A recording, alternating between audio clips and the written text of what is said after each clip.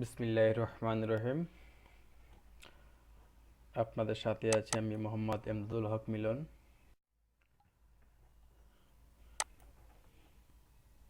তো কথা না বাড়িয়ে আমরা কাজে চলে যাই। উপরে আপনারা যে অংশটুকু দেখতে পাচ্ছেন এটির নাম হচ্ছে মেনু বার। মেনু বারের মধ্যে আছে file, edit, image, layer, select, filter, view, window, help.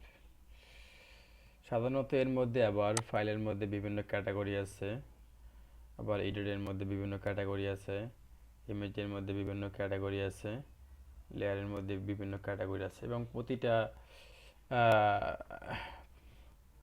এর মধ্যে আলাদা আলাদা ক্যাটাগরি আছে। বিশেষ করে আপনার file, edit, image, filter, Windows এই 4-5টা জিনিস একটু বেশি দরকার হয়।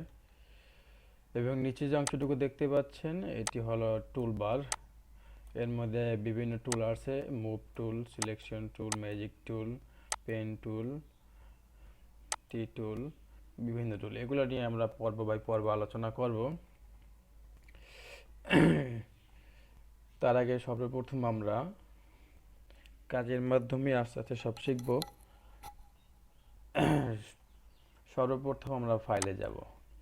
ফাইলে ক্লিক করার পর দেখেন বিভিন্ন অপশন আছে, new, open browser, open as, open recent, বিভিন্ন ফাইল আছে। তো আমরা সর্বপ্রথম কাজ করতে হলে নিশ্চয়ই একটা পেজ দরকার, এটা আমরা সবাই জানি।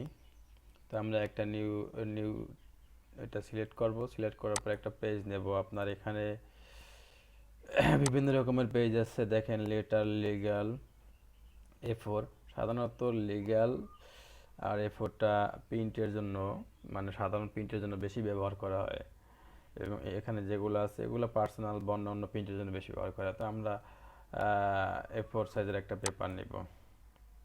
নিয়ে জাস্ট এখানে যদি আপনি 8 জিবি করেন বা সিএমওয়াইকে করতে পারেন। 8 জিবি মানে এটা 8 জিবিটা নেটের জন্য বেশি ইউজ করা হয়, আর সিএমওয়াইকে এটা বেশি প্রিন্টের জন্য ইউজ করা হয়। যদি আপনি কোনো ডিজাইন প্রিন্ট করেন সেক্ষেত্রে আপনার অবশ্যই সিএমওয়াইকে কালার মোডে রাখতে হবে। আর যদি আপনি এটাকে অনলাইনে বা কোনো ওয়েবসাইটে লোগো হিসেবে ব্যবহার করেন বা অন্য কাজে ব্যবহার করেন সেক্ষেত্রে আপনাকে অবশ্যই 8 জিবি মোডে কালার রাখতে হবে। তো আমরা 8 জিবি মোডে রাখলাম এবং এখানে একটা চাইলে আপনি ফাইলের নাম দিতে পারেন। আমি 1 2 3 4 দিয়ে সেভ করলাম, ওকে দিলাম। তো আমরা এটাকে একটু বড় করব।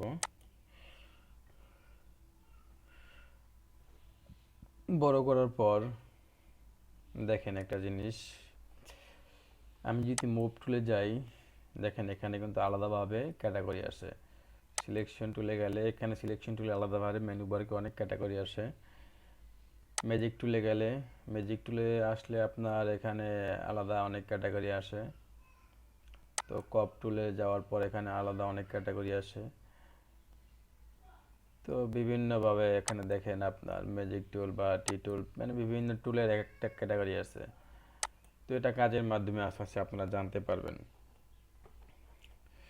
তো আমি ফার্স্ট সিলেকশন একটা টুল নিলাম, সিলেকশন টুলে সিলেক্ট করলাম। এখানে সিলেকশন টুলের মধ্যে অনেক অপশন আছে। তো আমি সিলেকশন টুলে জাস্ট ক্লিক করলাম আপনাদের বোঝার সুবিধার্থে।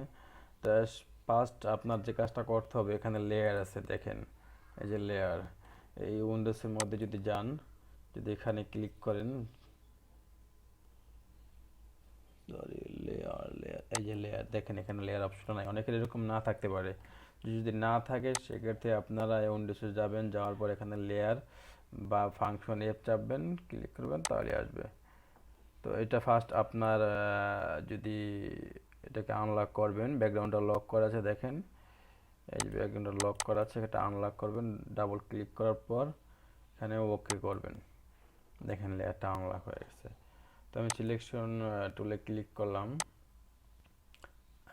কিছু অংশ সিলেক্ট করলাম। সিলেক্ট করার পরে এখানে দেখেন একটা কালার চুজ করা আছে, আমি যখন একটা বার রেড কালার নিলাম, নেওয়ার পরে যদি আপনি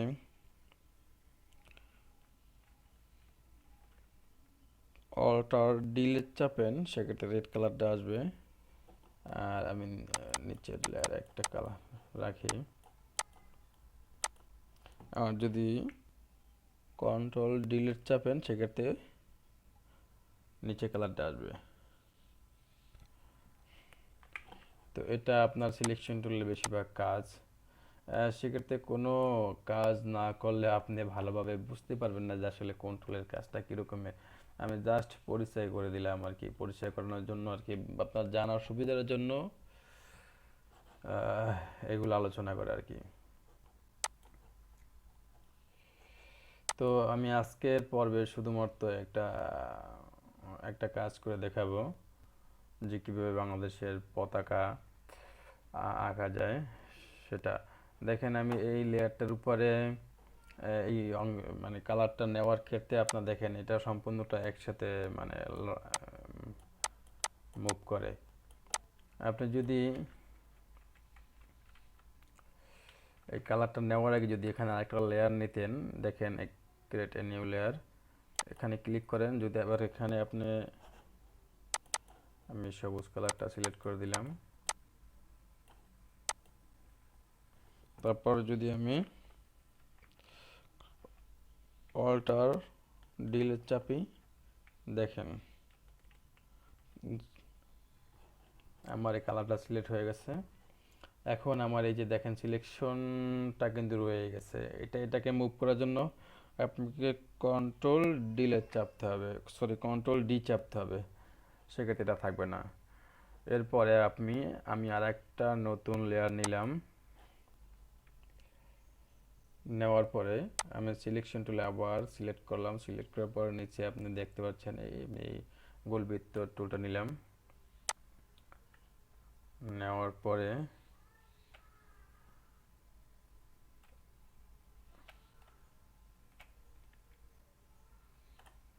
আমি একটা গোলবৃত্ত সিলেকশন করলাম, ন্যারো এর মাধ্যমে ডানে বামে নিতে পারবেন। নেওয়ার পরে আমি রেড কালার সিলেক্ট করলাম,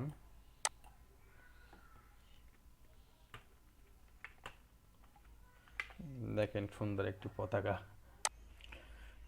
এখন একটি বিষয় খেয়াল করেন যে ওই সময় আমরা যদি এই লেয়ারটা যদি মুভ করতাম সম্পূর্ণ ব্যাকগ্রাউন্ড সহ মুভ হতো আর কি। এখন দেখেন আমি এই লেয়ারটা সিলেক্ট করলাম, এখন চাইলে আমি এটা ইচ্ছা মতো মুভ করতে পারি। আবার যদি আমি নাম্বার 2 অর্থাৎ এই লেয়ারটা রেড লেয়ারটা সিলেক্ট করি, সেক্ষেত্রে দেখেন আমি ইচ্ছা মতো মুভ করতে পারি, যেখানে খুশি সেখানে মুভ করতে পারি। তো ওই সময় কিন্তু আপনার যদি আপনার একসাথে লেয়ারগুলো থাকে, যেরকম ধরেন যে একটা লেয়ার আছে, সবগুলো কালার একটা লেয়ারে আছে, সেক্ষেত্রে কিন্তু আমি মুভ করলে আমি চাইলেও মানে এখন চাইলেও রেড অংশটুকু অন্য জায়গায় নিতে পারবো না। আর যদি আলাদা আলাদা লেয়ার থাকে দেখেন তাইলে সুবিধা মতো আপনি মুভ করতে পারবেন। এটা হচ্ছে লেয়ারের সুবিধা। আর ফটোশপে কাজ করতে হলে অবশ্যই আপনাকে লেয়ার নিয়েই কাজ করতে হবে, নয়তো আপনি এডিট করতে পারবেন না। তো আপনি যদি এডিট করতে চান বা এটাকে সংশোধন করতে চান, সেক্ষেত্রে আপনাকে অবশ্যই লেয়ার নিয়ে কাজ করতে হবে। লেয়ার নিয়ে কাজ করলে সুবিধা যেরকম মনে করেন এটা এখানে আছে, আপনার এখন মাপটা জানা নেই যেটার মাঝখান বা মিডল পয়েন্টটা কোথায়, সেক্ষেত্রে আপনি দুটো লেয়ার সিলেক্ট করে জাস্ট আপনি এখানে অনেক অপশন আছে, দেখেন এখানে আমি ক্লিক করলাম, এটার মাঝ বরাবর আসলো কিন্তু সেন্টারে নেই আর কি। আরও একটা অপশন আছে এখানে, দেখেন একেবারে মাঝ বরাবর আসলো, একেবারে মিডল পয়েন্ট আছে। তো লেয়ার নিয়ে কাজ করলে এই সুবিধাটা বেশি পাওয়া যায় আর কি। যাই হোক, আজকের টিউটোরিয়াল এখানেই শেষ। আর যদি আমার ভিডিওটি ভালো লাগে অবশ্যই সাবস্ক্রাইব করবেন।